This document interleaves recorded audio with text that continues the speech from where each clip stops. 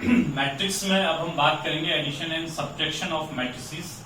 Matrices का addition और subtraction जो होता है, इससे पहले हमने पढ़ा if we have any matrix A which is aij and whose order is m cross n.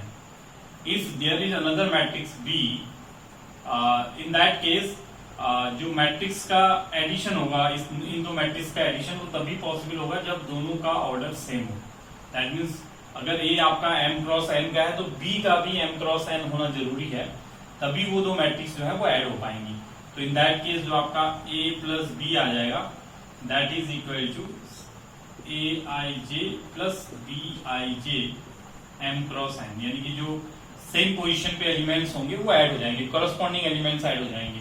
यहाँ पे मैं एक एग्जांपल ले लेता हूँ। अगर आपके पास ए जो है that is 1 7 2 9 5 3 and B is some 4 minus 2 3 minus 1 2 1, अगर ये है तो in that case a plus B जो है दैट इज इक्वल टू, इसका जो सम होगा कुछ इस तरीके से हो जाएगा that is 1 plus 4 is 5, 7 plus minus 2 यानी कि 7 minus 2 that is again 5, 2 plus 3 that is again 5, 9 minus 1 हो जाएगा यानी कि 8, 5 प्लस 2 7, 3 प्लस 1 4। तो a प्लस बी जो है वो आपका इस तरीके से आ जाएगा।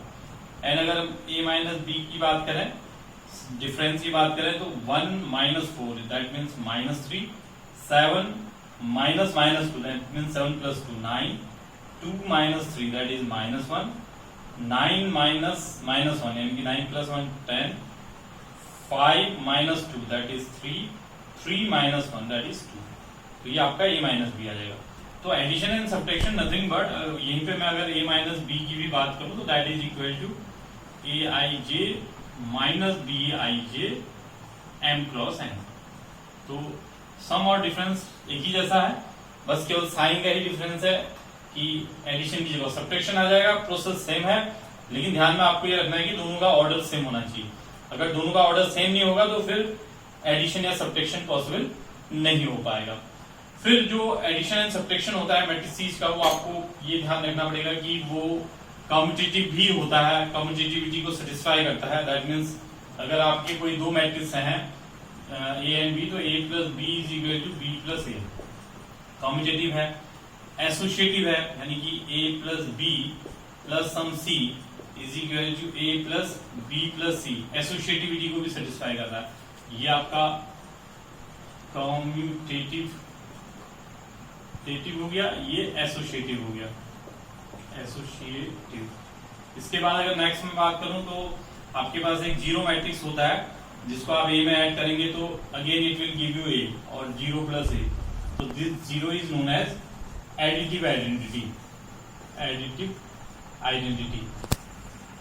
तो मैट्रिक्स के केस में आइडेंटिटी, मैट्रिक्स के केस में ये जो जीरो मैट्रिक्स है that is additive identity. And A को अगर आप प्लस कर दें माइनस ए से तो it will give you 0 that is minus A plus A. तो आप कहेंगे कि माइनस ए एंड ए आपस में एक दूसरे के क्या है, एडिटिव इनवर्स, एडिटिव इनवर्स। आप ये भी कह सकते हैं कि minus A is additive inverse of A, और you can also say A is additive inverse of minus A. तो ये इन प्रॉपर्टीज को भी फॉलो करता है जो मैट्रिक्स का एडिशन एंड सब्ट्रैक्शन है। एडिशन बेसिकली कम्यूटेटिव भी होता है, एसोसिएटिव भी होता है, आपका एडिटिव आइडेंटिटी को भी जस्टिफाई करता है। और नल मैट्रिक्स जो है, जीरो मैट्रिक्स जो है वो एडिटिव आइडेंटिटी होती है एडिशन इसके केस, मैट्रिक्स के केस में। और ए का जो नेगेटिव मैट्रिक्स होगा that will be additive inverse of that matrix.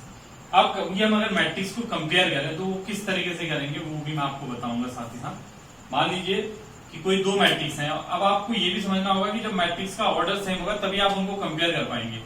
If you have any matrix A1 B1 C1 A2 B2 C2 and there is another matrix X1 Y1 Z1 X2 Y2 Z2, अब same order की हैं तो तभी compare हो पाएंगी।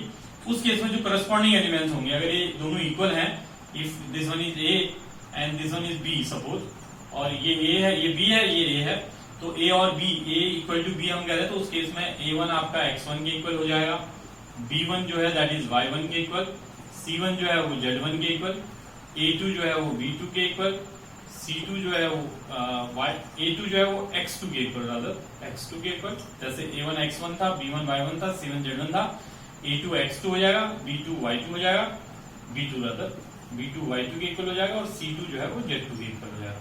Example के लिए अगर हम देखें, मान लीजिए X plus 2 3 Y 5 equal to, यहाँ पे कुछ भी है, सपोज 4 3 माइनस 1 8, तो अब आप कंपेयर करेंगे तो x प्लस 2 आपका 4 हो जाएगा। This implies that x equal to 2, y is equal to, सीधे सीधे कंपेयर करेंगे तो -1 हो जाएगा।